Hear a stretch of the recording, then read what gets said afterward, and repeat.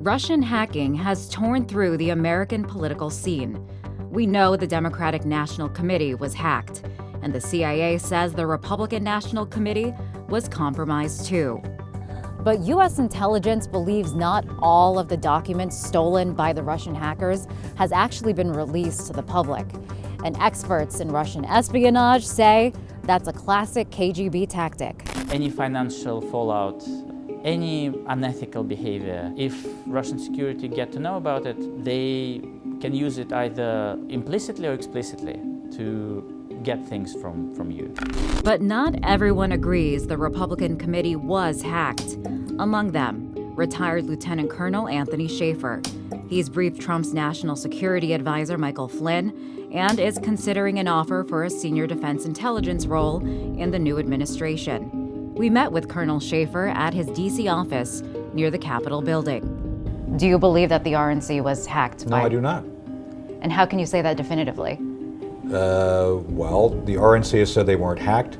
I'm aware the FBI went and warned them about the fact the Russians were attempting to hack, so those two things together tell me that probably it was prevented.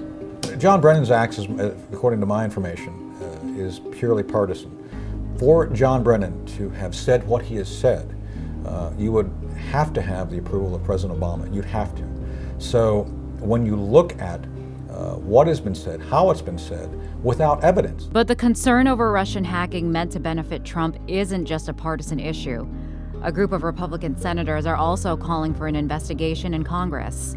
The Russians and others, Chinese to a lesser degree, have been able to interfere with our electoral process. With Russia growing more aggressive in their cyber spying, the question remains, what dirt do the Russians have, and who do they have it on? Russian President Vladimir Putin is a former KGB agent, and experts familiar with Soviet spy games like Ilya Zavlausky worry about the use of an old-school tactic called compromat to compromise hacking targets in the U.S. government.